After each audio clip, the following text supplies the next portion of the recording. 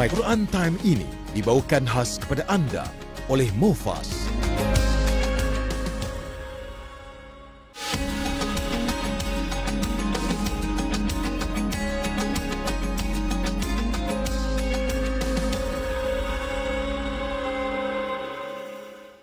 أعوذ بالله من الشيطان الرجيم بسم الله الرحمن الرحيم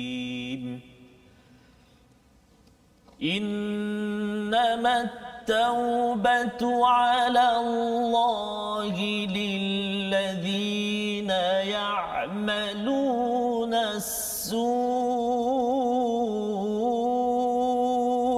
بجهالة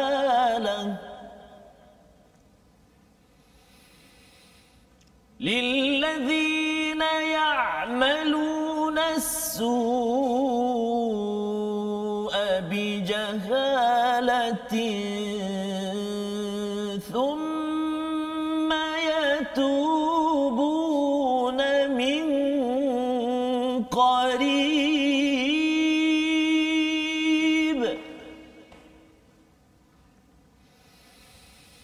ثم يتوبون من قريب فأولئك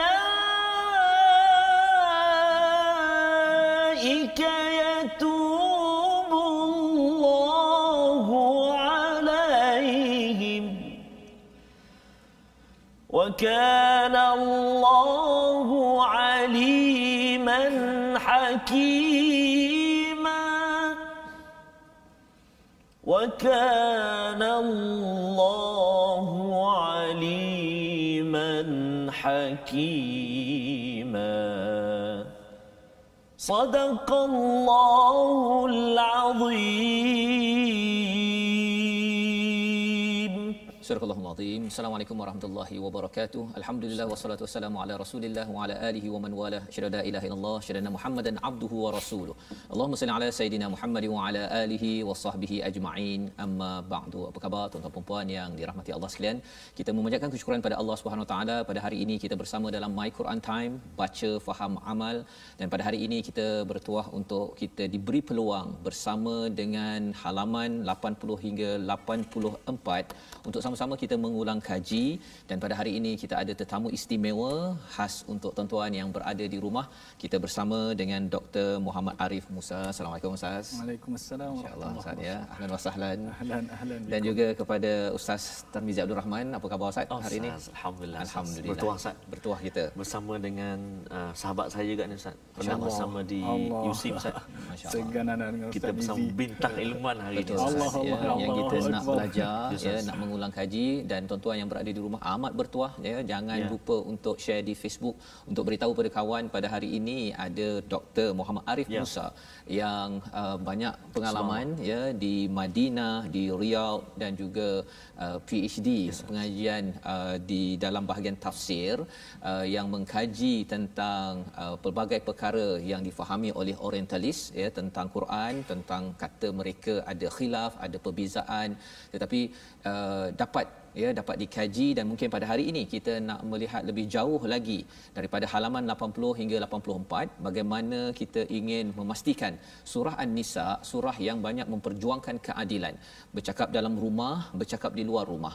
Kalau di luar rumah itu Allah membongkar tentang orang-orang munafik, kalau di dalam rumah itu bagaimana mensikapi kepada golongan wanita, kepada anak yatim, kepada pelbagai peraturan yang perlu kita beri perhatian. Jadi mari sama-sama tuan-tuan puan-puan buka pada halaman 80. Kita mulakan dahulu dengan Al-Fatihah bersama dengan Ustaz Tarmizi. Oh, subhanallah. Saya baru nak dengar Al-Fadhil Ustaz Dr. Arif. Subhanallah. Tuan-tuan dan puan-puan, Assalamualaikum warahmatullahi wabarakatuh. Apa khabar semuanya? Penonton yang dikasihi Allah Subhanahu Taala sekalian, sahabat-sahabat Al-Quran, di hari Sabtu ini barangkali sedang berehat dan sebagainya.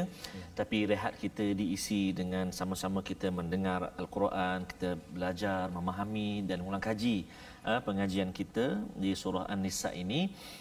Dan istimewa juga pada hari ini kita bersama dengan Al-Fadhil Ustaz Dr. Arif, sahabat saya di USIM dulu. Subhanallah Ustaz Arif, Ustaz. Satu-satu sekali Ustaz ya. Kami dulu masuk masa waktu dekat-dekat sama lah. Dekat-dekat sama. Betul lah Ustaz. Allahu Akbar. Akan bersama dua-duanya terbang ke angkasa dengan suara dia jauh lebih sedap. Dengan suara, dengan ilmu pada hari ini. Bila lihat kepada profil Ustaz, masya-Allah, itu yang kita nak belajar betul-betul. Ya, bagaimana kita mensikapi kepada hidayah dari langit dengan suara pun daripada langit. Kan, insya-Allah bersama. Suara Dr. Arif pun apa kurangnya Ustaz? Beliau pernah menjadi Johan ni Ustaz. Musabaqah hafazan Al-Quran. 30 juzuk Ustaz. Ya, jadi mungkin nanti jika ada kesempatan kita dengarlah sedikit suara daripada Syekh Dr. Arif kita. Dan beliau bukan hanya seorang qari, seorang ilmuwan tafsir, tapi beliau juga begitu hebat di padang bola. Bola mana ni Ustaz? Bola pun okey. Subhanallah. Baik, jadi kita mulakan dulu tuan-tuan dan puan-puan. Kita sama-sama baca permulaan ini surah Al-Fatihah, membuka pertemuan kita pada hari insya-Allah. Baik. A'udzubillahi minasyaitonirrajim.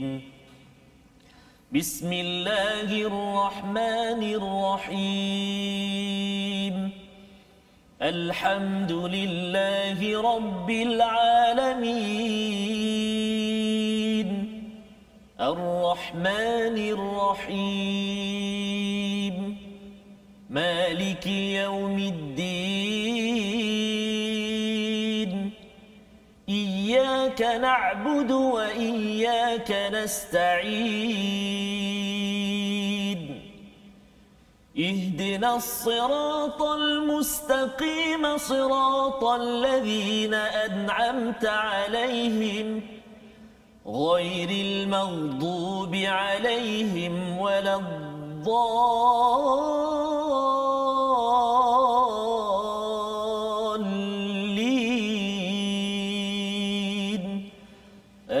آمين. صدق الله. Sadaqallahul azim. Amin ya rabbal alamin. Begitulah bacaan daripada surah Al-Fatihah untuk kita memulakan majlis kita pada hari ini dengan doa kita, subhanaka la ilma lana illa ma 'allamtana innaka antal alimul hakim.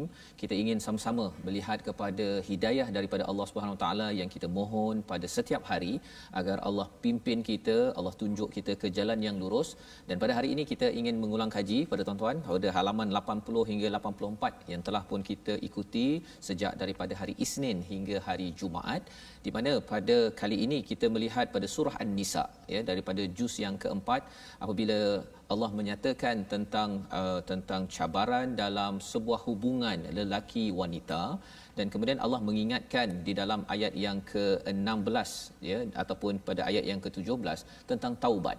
Ya, tentang taubat, apa realiti taubat, bukan sekadar kepada cabaran kesilapan yang ada di sini, tetapi taubat secara keseluruhan Allah nyatakan dikaitkan dengan bijahalah.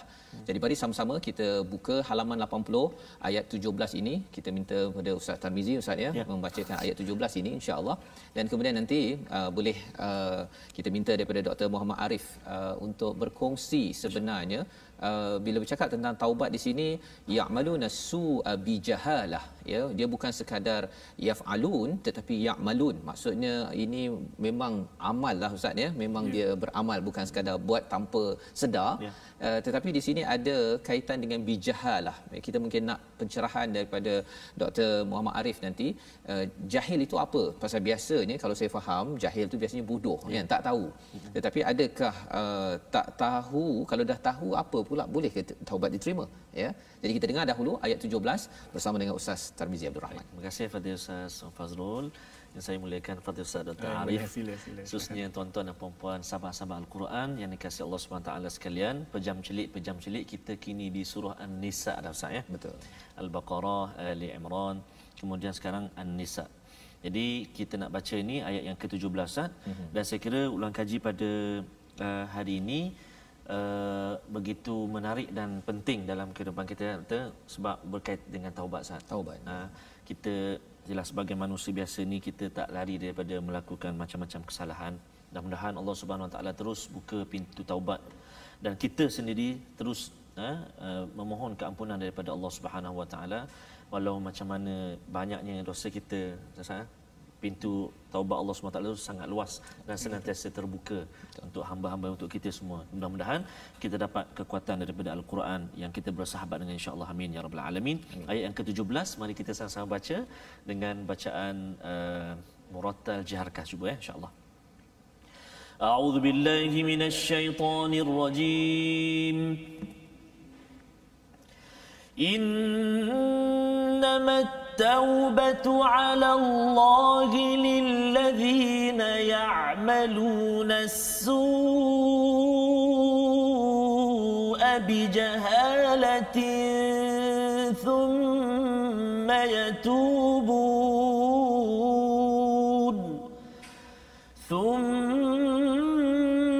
يتوبون من قريب فأولئك يتوب الله عليهم وكان الله عليما حكيما صدق الله العظيم. Surah Al-Azim, sesungguhnya taubat kepada Allah itu hanya bagi mereka yang melakukan kejahatan kerana tidak mengerti, kemudian segera bertaubat. Taubat mereka itulah yang diterima Allah. Allah Maha mengetahui lagi Maha bijaksana. Jadi kita melihat di sini ada istilah tidak mengerti, bijahalah. Apa yang sebenarnya Dr. Arif ya berkaitan dengan bijahalah ini sendiri, agar saya sendiri dan juga tuan-tuan yang berada di rumah kita lebih jelas tentang konsep taubat. Pasal dalam ayat yang ke-18 itu Allah menyatakan walaisatit taubah, kan ada pula taubah yang tak berapa nak betul ataupun diterima. Jadi silakan doktor. Alhamdulillah wassalatu wassalamu ala Rasulillah wa ala alihi wa sahbihi wa mawala. Assalamualaikum warahmatullahi wabarakatuh. Jadi, terima kasih Ustaz. Soalan yang bagi saya agak menarik Ustaz. Ya. Kerana manusia ni, kita ni kebanyakan daripada kita telah mengetahui banyak perkara. Kan? Kalau kita lihat pada ayat ini, Allah Subhanahu wa taala menyebut taubat itu hanya layak bagi mereka yang melakukan kejahatan kerana tidak mengerti. Bijahalah. Jadi bijahalah di situ, adakah ia bererti ilmu tentang hukum hakam Ustaz? Ya. Kalau kita mengikut kata-kata mufassirin, bijahalah di sini bermaksud jahil. Kalau saya lihat, saya rujuk kepada kalam mufassirin, kita boleh mengatakan jahil tentang hakikat satu-satu amalan. Ya, di mana kita ni kalau kita dengar kepada kata-kata Mujahid bin Jabar, dia mengata kullu man asallah khata'an aw 'amdan fahuwa jahil. Sesiapa yang menyalahi perintah Allah Subhanahu wa taala, baik secara tidak sengaja ataupun secara sengaja, maka sebenarnya dia adalah jahil. Kan? Jadi walaupun dengan ilmu yang ada, walaupun dia mengetahui satu-satu perkara itu adalah haram, tetapi dia tetap melakukannya, dia tetap dikira sebagai jahil. Orang yang jahil. Kan? Kerana apa? Kerana kita ni manusia, walaupun kita tahu, kita tidak mengetahui sebetul-betulnya apakah balasan yang akan diterima oleh seseorang hamba Allah Subhanahu wa taala. Kan? Kita jahil tentang pengawasan Allah Subhanahu wa taala terhadap amalan kita. Betul. Ya Ustaz? Jadi ibarat dia macam nilah. Kita menyedari, kita dengar bahawa Nabi sallallahu alaihi wasallam menyebut bahawa api yang ada di atas bumi ini hanya mewakili satu daripada 70 bahagian api di neraka. Kan? Kita mendengar perkara ini, kita tahu bahawa neraka itu satu perkara yang menakutkan. Tetapi selagi mana kita belum betul-betul melihat kepada neraka tersebut, maka sebenarnya kita masih lagi jahil. Jadi ini yang dikatakan sebagai jahil. Ini yang maksudnya sebagai jahil. Jadi masya-Allah, itu sebagai satu pencerahan yang penting ya, pasal bila tengok perkataan bijahalah ini, kalau katakan dengan kejahilan, mungkin kalau orang tu tak belajar agama mungkin jahil kan. Dan kalau dah belajar, mengapa lagi ada orang belajar agama pun, dah baca Quran pun masih lagi terlibat dalam aktiviti yang berdosa kan. Jadi bila penerangan Ustaz maklumkan tadi tu, doktor maklumkan tadi, kita amat jelas bahawa sebenarnya tahu bagaimanapun kalau ia tidak membawa pada hakikat ilmu itu tadi Ustaz ya. Maksudnya hakikat ilmu itu kenal kepada Allah, takut kepada segala amaran daripada Allah, masih lagi orang itu digelar sebagai jahil ya, sebagaimana dalam ayat ini tadi. Jadi kalau kita lihat ini Ustaz ya, dalam ayat ini Allah menyatakan summa yatubuna min qarib fa ulaika yatubullahu alaihim ya. kemudian mereka bertaubat dari dekat setelah melakukan maksiat, kan? Mungkin tambah sikitlah kat situ. Qarib ini maksudnya berapa lama yang dikatakan qarib ataupun ba'id yang jauh. Kalau ustaz boleh, doktor boleh cerahkan sikit. Pasal taubat ini adalah sesuatu yang amat dekat di hati setiap insan, ustaz, ya. Silakan. Okey. Soalan yang menarik juga ustaz. Tentang qarib ni ustaz, apa yang dikatakan oleh para mufassirin adalah semua yang sebelum kematian. Kullu ma dunal maut. Okey. Selagi mana kita belum mati, maka itu masih lagi dikira sebagai qarib. Sebab tu Nabi SAW bersabda, innallaha yaqbalu taubatal abdi ma lam yughargir. Allah Subhanahu wa taala menerima taubat seorang hamba selagi mana rohnya belum sampai kepada halkumnya. Maka selagi mana kita sebagai hamba Allah Subhanahu wa taala masih lagi diberi peluang di atas dunia ini, maka pintu taubat itu masih lagi terbuka. Ya Ustaz? Ya. Jadi itu dia punya panduannya, ya. Qarib itu maksudnya selagi belum lagi nyawa sampai di roh-roh itu, di halkum, maksudnya ada peluang, ya. Masih ada peluang. Jadi subhanallah, ini ayat ini memang sebagai satu kasih sayang, harapan yang Allah berikan. Dalam masa yang sama ialah kita pun tak tahu bila hadarul maut, kan, bila akan datang maut tersebut. Jadi antara harap dan juga kita perlu juga ada rasa bimbang, ya, sebagaimana yang disampaikan pada ayat yang ke-18 bila Allah memberi amaran ulaika a'tadna lahum azaban alima, azab yang amat pedih kepada orang yang mungkin masih lagi bertangguh. Yang kita doakan tuan-tuan, saya sendiri, kita semua yang mengikuti My Quran Time ini, kita sentiasa dalam rumah masing-masing mengambil peluang untuk kita bertaubat. Dan kalau kita lihat di bawah itu pada ayat yang ke-19, wahai orang-orang yang beriman, tidak halal bagimu mewarisi perempuan dengan jalan paksa. Jadi Allah mengingatkan kembali, kalau tadi Allah mengingatkan pasal taubat, kemudian kali ini berkaitan dengan mirath, tentang harta waris, ya. Dan disambung pada halaman yang ke-81 itu bercakap tentang apakah yang perlu dilaksanakan apabila berumah tangga. Jika katakan seseorang itu ingin berumah tangga, membina rumah tangga dengan mungkin dengan isteri pertama itu dia dah ada masalah, dia mungkin dengan orang yang kedua, ya Ustaz, ya. Jadi di sini dalam ayat yang ke-20 ini ada istilah qintara, ya, iaitu harta yang banyak. Mari kita baca dahulu ayat yang ke-20 ini untuk kita melihat apa Allah cakap, apa Allah firmankan, dan kemudian kita nak ambil pelajaran sebagai panduan kita dalam kehidupan seharian. Jom kita baca bersama Ustaz Tarmizi. Masih Ustaz. Ya. Takut nak baca sebelah Dr. Ini semua sebab selalu curi-curi juga nak jadi makmum. Kalau tarawih bulan Ramadan, tarawih subhanallah. Maknanya malam yang sibuklah selama sebulan bagi Ustaz Dr. Arif kita. Alhamdulillah. Jemputan sebagai imam, subhanallah. Jadi mohon izin Dr. Sila. Jadi kita nak baca ayat yang ke-20 Ustaz, ya. Ya. Tuan-tuan dan puan-puan, sahabat-sahabat Al-Quran semuanya, kita di muka surat 81. Kadang ada juga doktor dan ustaz, sahabat-sahabat kita diminta jangan baca laju, dia cakap. Jangan baca laju sangat. Sebab dia nak ikut sama. Jadi memang dalam Quran Time kita tak baca laju, betul, kita baca perlahan, dan ada kalinya kita baca secara tahqiq yang mujawad tu. Jadi itulah saya harap sahabat-sahabat Al-Quran semuanya dapat praktik bacaan, berjumpa dengan guru, kan, bertasmih, bertalaqi dengan guru di samping kita baca sama-sama dalam Quran Time, insya-Allah. Okey, jadi kita baca ayat yang ke-20. Saya nak cuba dengan bacaan mujawwad ataupun bacaan secara tahqiq, tarannum nahwan, insya-Allah. A'udzubillahi minasyaitonirrajim. Wa in aradtum استبدال زوج مكان زوج وآتيتم إحداهن قنطارا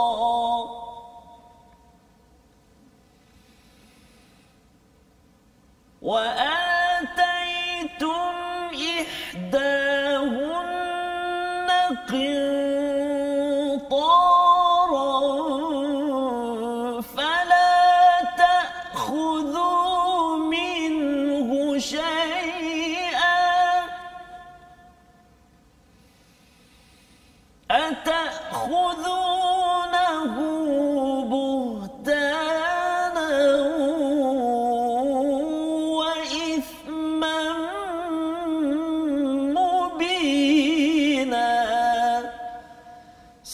Sadaqallahul Azim. Dan jika kamu ingin menggantikan isterimu dengan isteri yang lain sedangkan kamu telah memberikan pada seorang di antara mereka harta yang banyak, maka janganlah kamu mengambil kembali sedikit pun daripadanya. Adakah kamu akan mengambilnya kembali dengan jalan tuduhan yang dusta, dengan dosa yang nyata? Jadi di sini jika ada konflik yang berlaku dalam sebuah rumah tangga, Allah memberikan panduan, ya, memberi panduan bahawa jika si suami sudah pun menyerahkan mahar ataupun menyerahkan hadiah kepada si isteri, istilah yang digunakan di sini qintara, fala ta'khudhuhu minhu, jangan diambil daripadanya walaupun sedikit, ya.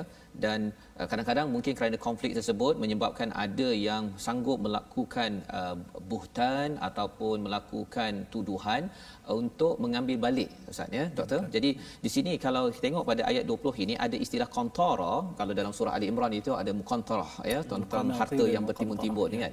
Jadi kalau boleh Doktor jelaskan sebenarnya bila bercakap tentang wa ataitum ihdahunna qantara ini, adakah maksudnya kalau dikaitkan dengan mahar itu perlu qintara banyak, ataupun sebenarnya apa yang dimaksudkan dengan qintara di dalam ayat ini? Silakan. Okay.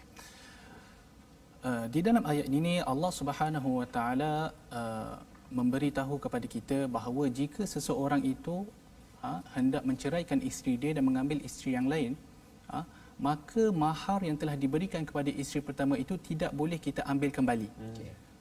Wa ataitum ihdahunna qintara bermaksud di situ hatta kalau mahar yang kita berikan kepada isteri itu adalah banyak. Qintara di sini Ustaz bermaksud al-mal al-kathir, harta yang banyak. Dikatakan oleh al-Imam Ibn Ashur, kalau di zaman dahulu dia bersamaan dengan 100 pound. Oh, 100 pound. 100 pound Mesir ke 100 pound UK ni, Ustaz? Bukan, 100 pound kita kata berat. Macam daripada zahab, daripada emas ataupun 100 pound berat. Kan 100 pound duit tadi. Okey, baik. Okey, 100 pound. Jadi dikatakan mahar di sini dia banyak yang bukan menjadi norma masyarakat. Okey. Jadi di saat ini apa yang dikatakan Allah Subhanahu Wa Taala, mahar yang telah diberikan, okey, kalau dia banyak sekalipun, kita bagi mahar yang banyak, jikalau kita telah menceraikan isteri, maka mahar itu tidak boleh diambil kembali. Jadi timbul perbahasan di sini, Ustaz. Mahar itu nak kena banyak ke atau nak kena sikit? Itu yang nak tanya tu. Sebelum Ustaz tanya, saya tanya dulu. Pasal bila dulu waktu saya lah, Ustaz, kan, mahar dia taklah berapa tinggi sangat, kan. Kalau ikut pada negeri-negeri di Malaysia pula, tak tinggi, kan. Hantaran dengan mahar mas kahwin itu kan berbeza, kan. Jadi kalau boleh Ustaz jelaskan, silakan. Okey. Beza antara mahar dan mas kahwin lah, mudah caranya. Okey. Jadi mahar ini dia merupakan satu ketetapan daripada Allah Subhanahu Wa Taala yang wajib diberi oleh seorang suami kepada isteri ketika saat bernikah. Ya. Adapun hantaran, hadiah hantaran ini dia tidaklah termasuk dalam syarak, tetapi dia telah menjadi satu adat, Ustaz. Ya, janganlah kita kata ya hadiah hantaran ni tidak wajib, maka tak nak bagi. Janganlah macam tu. Betul, ayah dia cakap kalau tak nak bagi dah sila pergi. Insyaallah. Jadi dia telah menjadi satu adat dalam masyarakat kita, yang mana semestinya kalau kita dengan ikhlas hati memberi satu hadiah hantaran, maka itu adalah lebih baik, Ustaz. Bahkan Nabi SAW menyebut tahabbu. Berilah hadiah sesama kamu, maka kamu akan saling sayang menyayangi. Kan? Jadi janganlah kita hanya kerana hadiah hantaran itu tidak wajib maka kita tak nak bagi. Jangan macam tu. Ya, jadi perlulah kita menjaga hati, lagi-lagi pihak keluarga yang kita nak masuk ke dalam keluarga itu, maka menjaga hati lebih awal. Cuma jarang, Ustaz, saya tak pernah dengar lagi, Ustaz. Hadiah hantaran ada bahagian dia beri kepada ibu pengantin. Kan? Ada juga, Tak ada, saya kata tak pernah dengar lagi lah. Fazrul boleh cuba. Mungkin boleh cuba bagi hadiah hantaran pada pengantin, sikit tu untuk ibu pengantin. Ambil hati, Ustaz. Boleh dicuba. Boleh try, Ustaz. Tapi maksudnya dah selepas 15-20 tahun pun boleh lah, Ustaz, boleh hadiah sekali, kan. Kalau tidak nanti kena lain pula nanti, kan. Allah. Baik. Jadi di situ yang dimaksudkan dengan qintara tadi, Ustaz, ya. 100 berat 100 pound emas itu dikira sebagai qintara. Bukan norma masyarakat, tetapi walaupun dah bagi banyak begitu pun jangan diambil kembali, ya, pasal sebenarnya, dan bercakap tentang jangan qintara ini maksudnya ia juga adalah satu, kalau bukan norma masyarakat, mungkin masuk fiqh sikitlah, Ustaz, ya. Adakah kalau katakan sekarang orang cakap tengah RM100 lebih, RM400 lebih. Kalau katakan si wali ataupun si perempuan minta mas kahwin lebih daripada yang standard, adakah itu, ini mungkin fiqh sikit, tapi mungkin itu boleh Ustaz komen sedikit. Okey. Jadi mahar ni sebenarnya kita tidak meletakkan had tertentu sebenarnya. Ya, kalau wali minta lebih mahal ke ataupun wali minta murah ke, jadi syarak tidak meletakkan selagi mana semua ada nilai. Dia mesti benda yang boleh dinilai lah. Cuma warid juga hadis daripada Nabi SAW di mana Nabi SAW menjadikan mahar itu adalah mengajarkan Al-Quran. Berlaku juga. Okey. Cuma perlu saya tekankan di sini. Nabi SAW menyebut khairus sadaq aisaru. Di mana mahar yang baik itu adalah mahar yang dipermudahkan. Mahar yang menjadi dalam kemampuan seseorang. Jadi kalaulah wali itu meletakkan mahar yang tinggi, dia akan memberi mudarat kepada bukan sahaja kepada anak dia, kepada bakal pengantin dan juga kepada masyarakat secara umum. Jadi itu pelajaran penting yang kita memahami tentang konsep mahar dan menghargai, jangan terlampau ekstrim tak ada, ataupun terlampau ekstrim tinggi. Kita bersambung kembali Al-Quran Time, baca faham aman insya-Allah.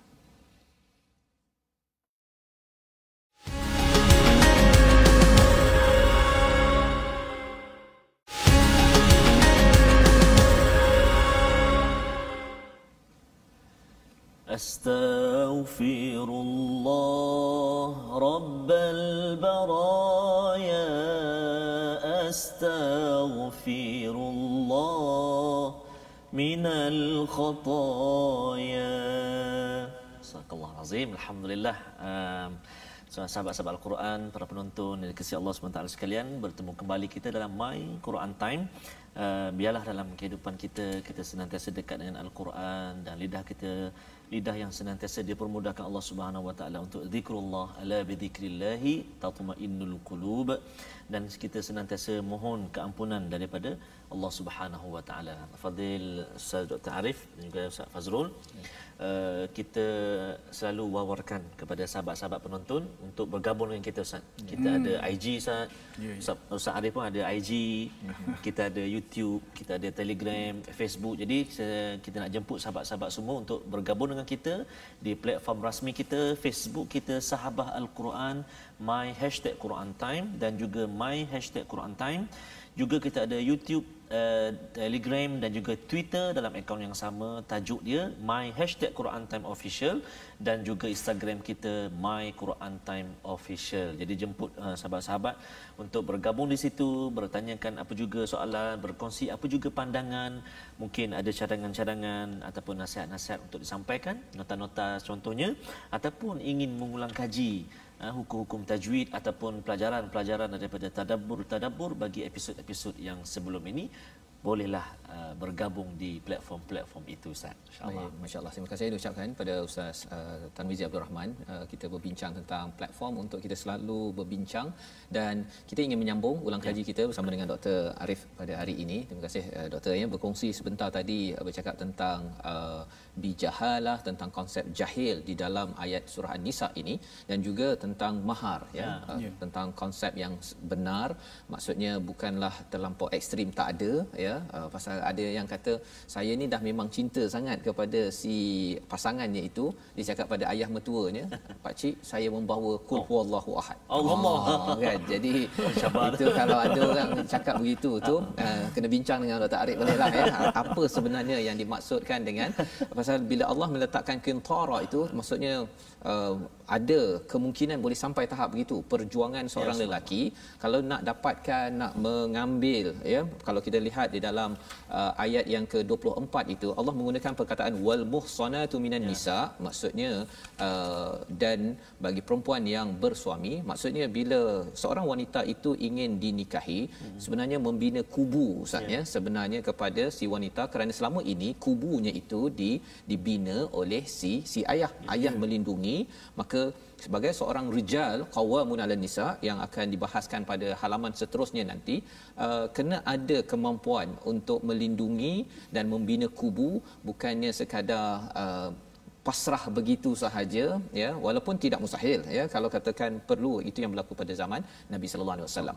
Jadi pada halaman 81 82 dijelaskan tentang siapakah individu yang boleh dinikahi, yang tidak boleh dinikahi, dan disambung sehinggalah kepada ayat 25. Allah memberi panduan, kalau katakan tak ada lam yastati', tidak ada harta, maka boleh berkahwin ataupun boleh bersama dengan hamba sahaya wanita yang kamu miliki, mamalakat aimanukum min fatayatikumul mu'minat. Tetapi pada zaman ini Ustaz, ya, masih adakah lagi hamba sahaya? Satu. Dan di hujung ayat 25 itu Allah menyatakan wa antasbiru khairul lakum. Maksudnya kalau katakan tak dapat, tak ada harta ke, tak mampu ke, kalau bersabar lebih baik. Apa maksud di sebalik sabar di situ? Sabar yang maksudnya tak payah kahwin ke, ataupun sabar kena berusaha cari duit ke? Kalau boleh doktor terangkan, silakan. Okey, terima kasih.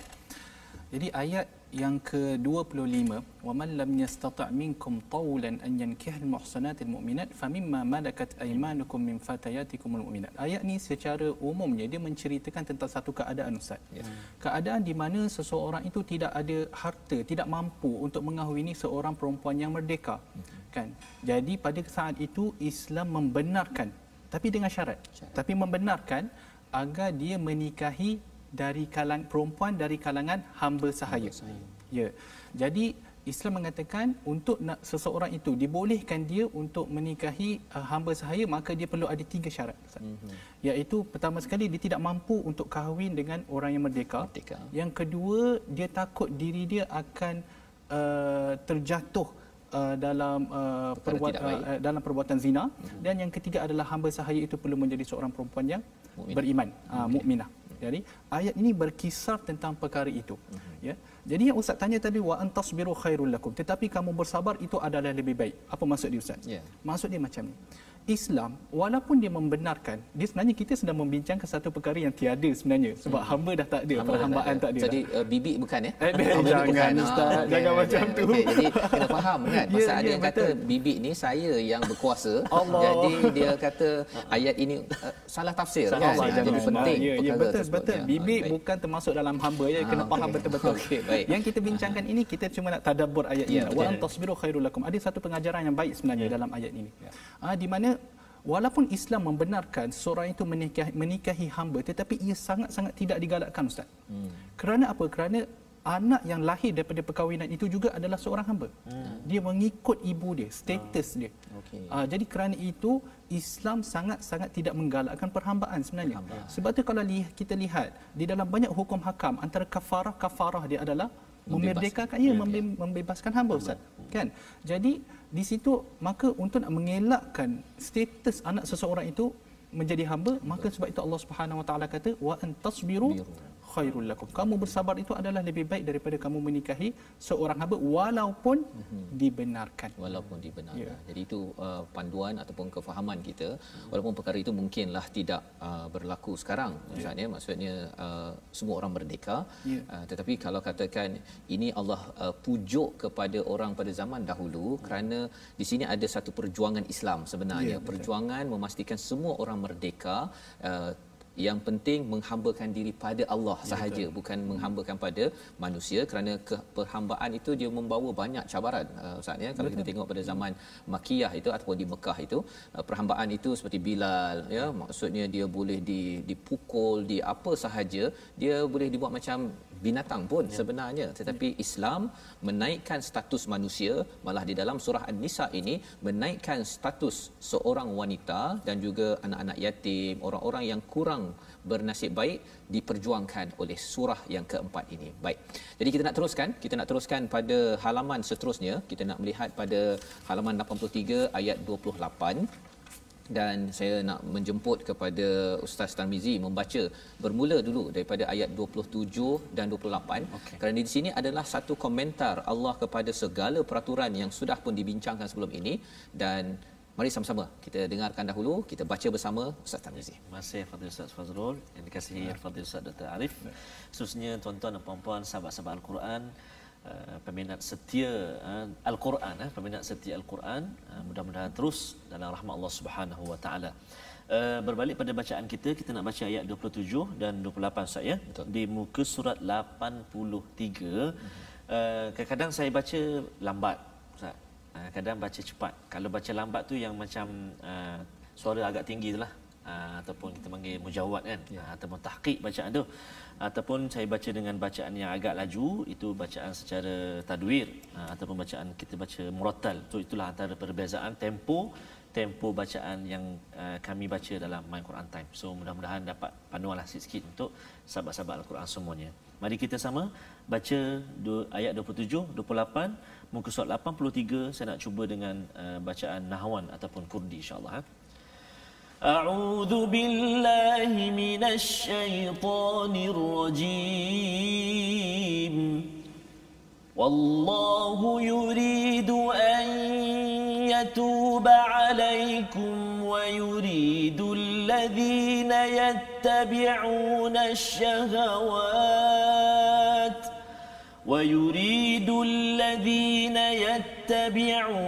الشهوات أن تميلوا ميلا عظيما يريد الله أن يخفف عنكم وخلق الإنسان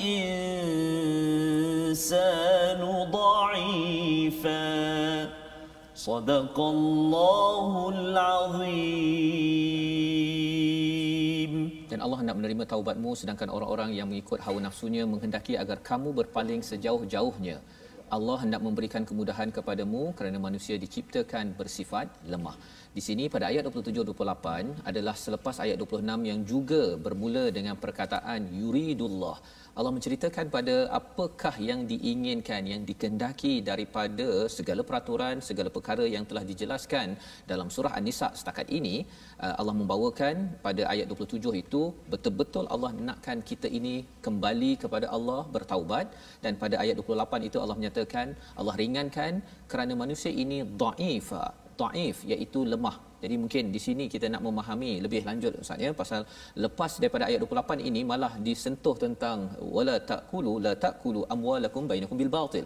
Ya, ada tanasub ataupun kaitan yang mungkin doktor boleh cerahkan untuk kita semua.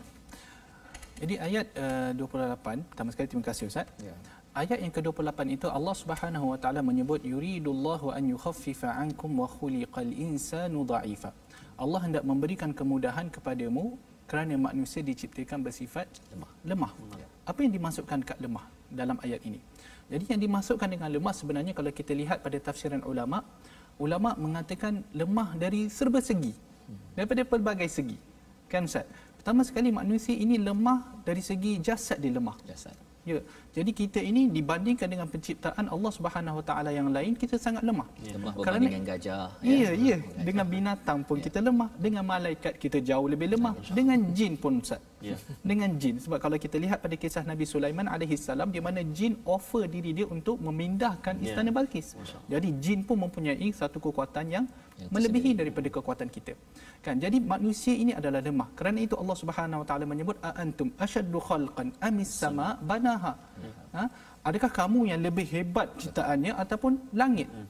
Yang Allah Subhanahu Wa Taala cipta. Tetapi Ustaz, manusia yang lemah tapi kufur dan ego yang tinggi. Tidak menyedari diri dia lemah tetapi dia merasa takabur kepada Allah Subhanahu Wa Taala. Jadi manusia ini pertama sekali dia ada lemah dari segi jasad, fizikal dia lemah. Dan Ustaz kita pun lemah dari segi rohani. Mungkin ini yang kita boleh nampak tanasub dia kepada ayat yang selepasnya. Ya, di mana dari segi rohani manusia ini kita lemah. Hati kita sentiasa naik dan turun. Iman kita naik dan turun Ustaz. Berubah-ubah dari masa ke semasa. Kalau duduk dengar Quran time ni mungkin naiklah sikit imannya, insya-Allah harap-haraplah Ustaz. Mungkin nanti dia tukar channel lain pula, mungkin turunlah sikit iman dia. Jadi dari terus buka dekat Facebook pula kan. Ada orang membawang pula terus turun kan. Insya-Allah. Jadi manusia ini lemah. Rohani, dari segi rohani kita, iman kita naik dan lemah, naik dan turun. Kan? Dari segi kita menghalang diri kita daripada maksiat, menghindarkan diri kita daripada maksiat, juga kita kadang-kadang tahu macam yang kita sebutkan tadi. Kita tahu benda tu haram. Kita tahu benda tu akan memudaratkan kita. Tetapi kita tetap lakukan. Jadi itu sebenarnya yang dikatakan lemah. Ya, manusia ini lemah. Jadi Ustaz, cuma saya nak tambah sedikit. Bila kita sepatutnya tahu diri kita lemah, maka bertambahlah pergantungan kita kepada Allah Subhanahu Wa Taala. Sebab itu antara doa yang kita baca apa Ustaz? Ya Hayyu Ya Qayyum bi rahmatika astaghith. Aslih li sya'ni kullahu wa la takilni ila nafsi tarfata ain. Ya Ustaz. Jadi ini adalah satu doa ya sebenarnya sebagai tanda bahawa kita lemah kan, betul, dan kena betul. selalu mengaku kita lemah. Kalau dalam surah Al-Fatihah itu pun bila kita menyatakan iyyaka na'budu itu, padamu ya Allah kami ini beribadah, hamba yang lemah sebenarnya kan. Dan Allah membawakan pada ayat 28 ini realiti psikologi manusia yang lemah ini untuk kita faham sebenarnya, apatah lagi kalau bercakap tentang tanasub ataupun kaitan dengan ayat selepas itu, bahawa antara perkara yang lemah itu adalah harta Ustaz ya. Pasal bila ada peluang saja nak ambil harta orang lain ya, harta orang lain harta kita kan. Itu akan berlaku apabila kita ini terus lemah, tidak bergantung kepada Allah ya. Bila Allah menyatakan pada ayat 27 itu, Allah suruh kita bertaubat, bukan apa tetapi sebenarnya kita nak kembali ya, yatubu itu maksudnya kita kembali balik agar kita dapat kekuatan yang diberikan oleh Allah Subhanahu Wa Taala. Jadi itu panduan, dan kita nak melihat seterusnya. Kalau kita lihat dalam ayat seterusnya itu, Allah bercerita tentang kena jaga amalan ya. Kemudian pada ayat yang ke-31 itu bercakap tentang kabair ya, kena jaga jauhi daripada dosa-dosa besar. Maka dosa-dosa kecil itu Allah akan tutup dan juga Allah akan masukkan ke tempat yang mulia ya. Maksudnya kita lemah, hina, tapi Allah ni memang baik betul Ustaz ya, memberi kita wa nudkhilkum mudkhalan karima, itu sebagai satu penghargaan dengan syarat kita selalu bersyukur dengan apa yang ada, jangan dengki ya, sebagaimana yang ada pada ayat 32 itu, wala tatamannau. Itu menarik ya, jangan rasa-rasa yang laki nak jadi perempuan, perempuan nak jadi laki, ataupun bukan sekadar laki perempuan itu ya pasti dah tak boleh ubah pun ya. Tapi ada orang sampai sekarang dia nak ubah Ustaz kan, ubah. Itu satu. Tapi sebenarnya lebih daripada itu ialah potensi pelbagai. Kita jangan dengki pada orang lain, tetapi kita minta was'alullaha min fadlih, itu yang disampaikan pada ayat 32. Jadi kita nak teruskan pada halaman yang ke-84, halaman yang terakhir kita. Apa yang ada pada halaman itu, ada satu istilah nusyuz ya, masih lagi bercakap tentang hubungan dalam satu keluarga. Bila Allah menyatakan ar-rijal qawwamun 'alan nisa, pemimpin ataupun yang melindungi wanita itu adalah ar-rijal, di tengah itu Allah membawakan perkataan wallati takhafuna nushuzahunna fa'idhuhunna wahjuruhunna fil madaji'. Kita nak dengar sama-sama ayat 34 ini bersama dengan Ustaz Tarmizi. Sebelum kita melihat nusyuz ni apa maksudnya Ustaz, dan ada orang cakap pada saya, dia kata Islam ni ganas, dia kata kan, pasal dia orang Jerman masuk Islam. Dia pergi kursus kahwin, ustaz tu cakap dalam keluarga ada nusyuz, boleh kena pukul. Dia kata dia terkejut kan, dia kata ganasnya Islam ni kan. Jadi nanti kita nak bincang pukul tu apa, nusyuz derhaka itu apa, tapi kita baca dulu ayat 34. Silakan Ustaz. Saya pun tak sabar Ustaz nak dengar ni. Kita baca dulu. Kita baca dulu. Tak apa Ustaz, Dr. Arif tak baca, saya baca, Dr. Arif terangkan nanti. Mari kita sahabat-sahabat Al-Quran semuanya, ayat yang ke-34. Panjang sikit ayat ni Jom kita baca sama-sama insya-Allah. A'udzu billahi minasy syaithanir rajim. Ar-rijalu qawwamuna 'alan nisa'i bima faddala Allahu ba'dahum 'ala ba'd. بما فضل الله بعضهم على بعض وبما أنفقوا من أموالهم فالصالحات قانتات حافظات للغيب بما حفظ الله واللاتي تخافون نشوزهن فعظوهن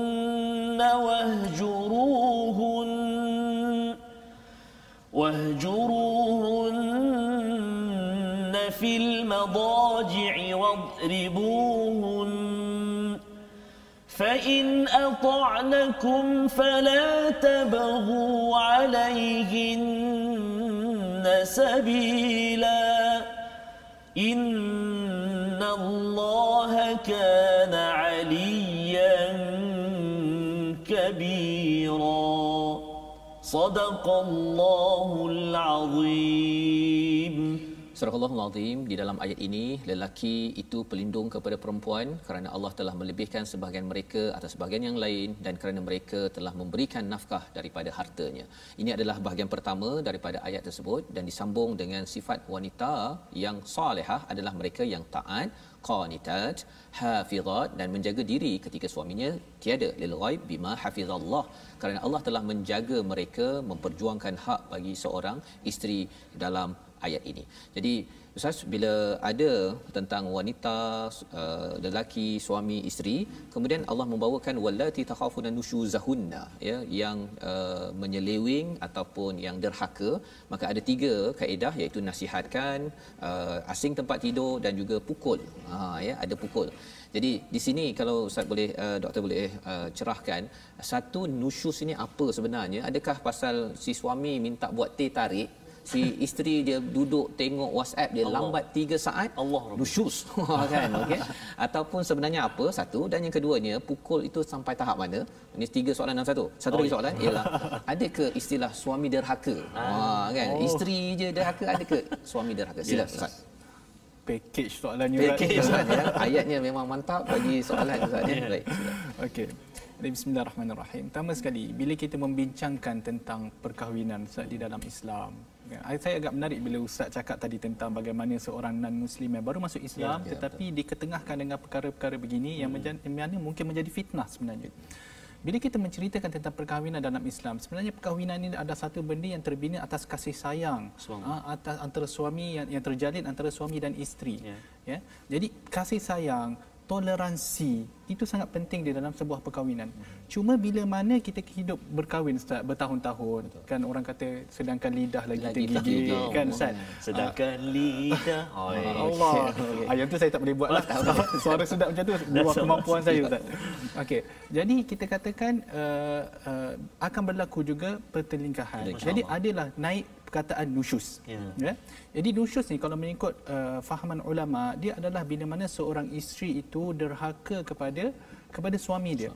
Nusyuz ni kalau kita lihat pada asal kalimah dia bermaksud irtifa. Maksud dia meninggi.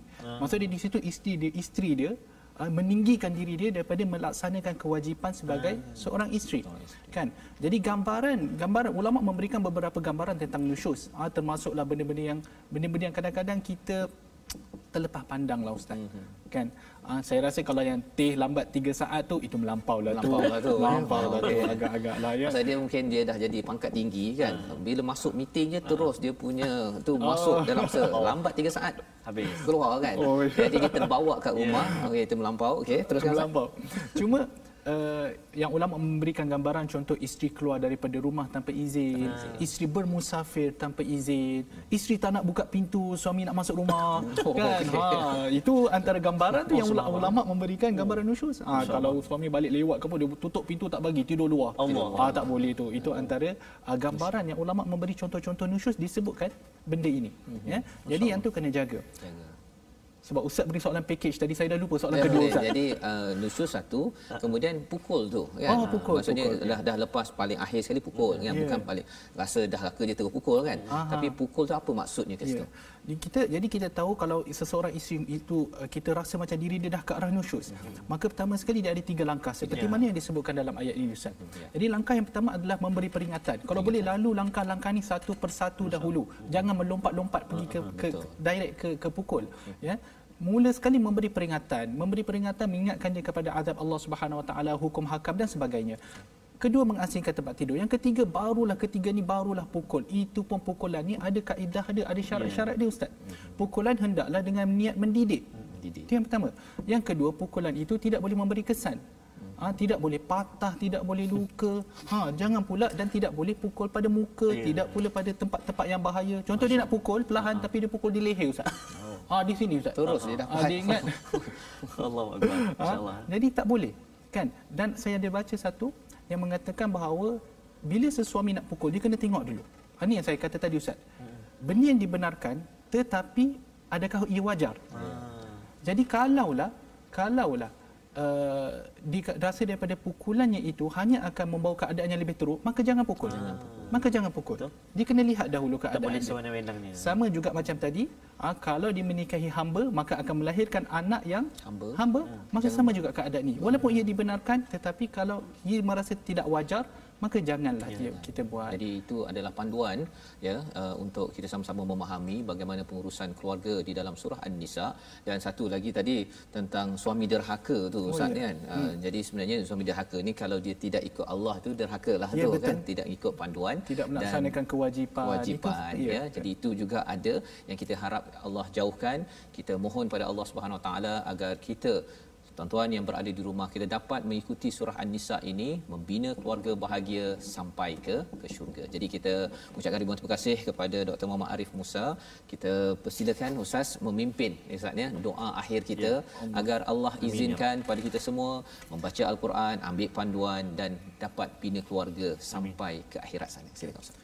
Bismillahirrahmanirrahim. Alhamdulillahirabbil alamin. Hamdan yuwafi ni'amahu wa yukafi'u mazidah. Amin. Ya Rabbana lakal hamdu kama yanbaghi li jalali wajhikal karim wa 'azim sultanik. Allahumma arhamna bil Qur'an waj'alhu lana imama wa nuran wa hudan wa rahmah. Allahumma dhakkirna minhu ma nusina wa 'allimna minhu ma jahilna warzuqna tilawatahu ana al-laili wa atraf an-nahar waj'alhu lana hujjatan ya rabbal alamin. Allahumma 'allimna ma yanfa'una warzuqna ilma. Rabbana atina fid dunya hasanah fil akhirati hasanatan wa qina adzaban nar. Sallallahu wasallam ala nabiyyina Muhammad wa ala alihi washabihi wasallam walhamdulillahirabbil alamin. Amin amin ya rabbal alamin. Terima kasih diucapkan pada Dr. Muhammad Arif Musa sebagai tetamu kita pada hari ini, dan saya mendoakan pada tuan-tuan terus istiqamah ya. Ulangan bagi program kita pada malam ini jam 11 malam dan pada hari esok 6 pagi. Insya-Allah kita akan bersiaran kembali dalam ulangan bahagian tajwid, dan samping kita juga akan melihat bagaimana melebarkan lagi isi kandungan ini. Dan sebabnya tuan-tuan jangan lupa dengan Wakaf untuk Ummah sebagai satu platform untuk tuan-tuan menyumbang dan kita menyebarkan mushaf dan kesedaran tentang isi kandungan Al-Quran ini. Terima kasih diucapkan pada semua, dan rancangan ini dibawakan oleh Mufas. InsyaAllah kita bertemu lagi My Quran Time, baca, faham, amal insyaAllah. Jazakumullah.